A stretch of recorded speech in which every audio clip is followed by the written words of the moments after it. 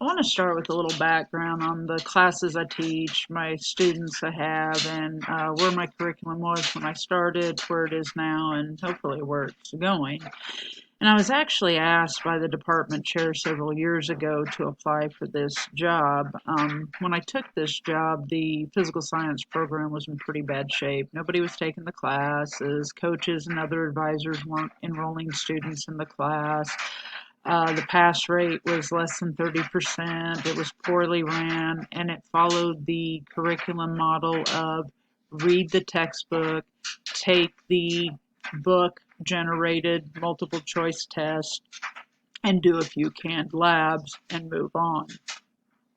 When I was hired, my job was to fix that problem. So the first thing I had to do was go build relationships with the coaches and other advisors on campus so I would have students in my class.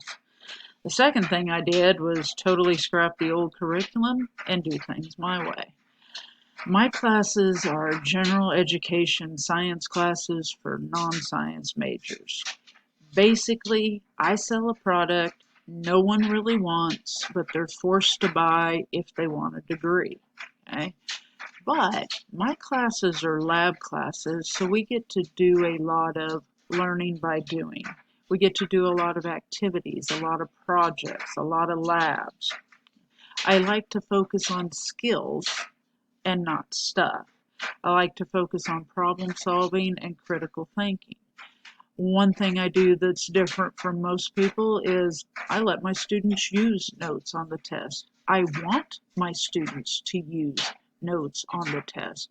I want my students to learn new information, recorded in such a way that it makes sense to them where they can refer back to it, and then I want them to refer back to it and apply it to new problems and new situations. I don't give multiple choice or vocabulary or fill in the blank tests. My tests are largely problem solving and essay questions. And I really try to focus on skills and not stuff because that's what their future employer is going to expect them to do. They're going to expect skills. They're going to expect them to be able to meet new challenges and solve problems. They don't care how many facts they memorize. Anyway, after one semester, in the eyes of the college, I'd fixed the problem. Classes were good, pass rates were good, but I still had a lot of work to do. The second year, we were the recipient of a Title V grant.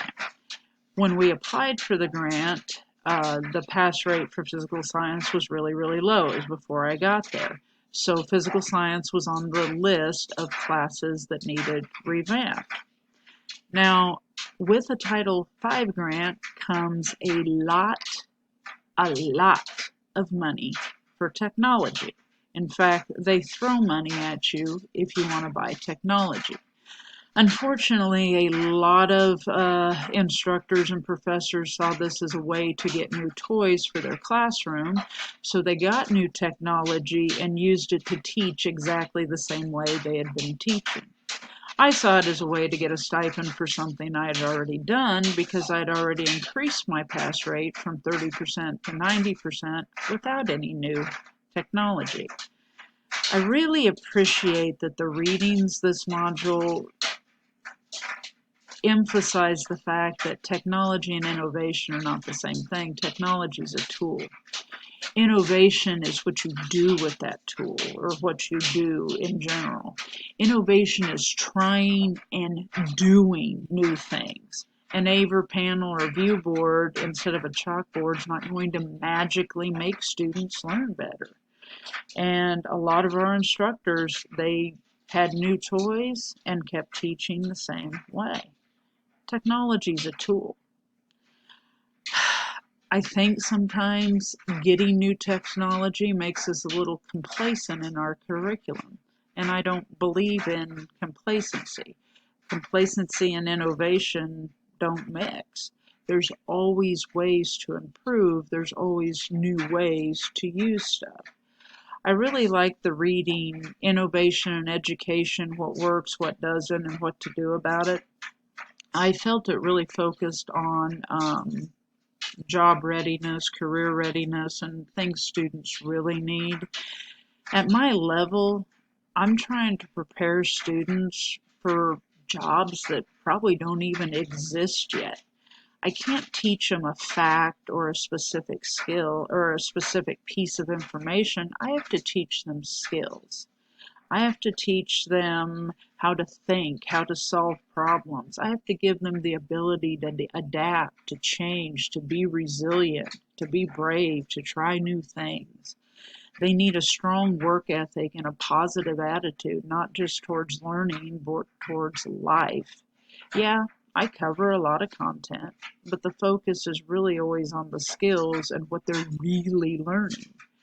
One thing I've been doing for the last year that's maybe a little different than other people is I have them reflect back on the Kansas Board of Regents standards for my class and the campus-wide learning outcomes. And I have them pick outcomes and activities and explain how we met those outcomes, why that's important. I make them explain how it relates to real life and maybe a future career.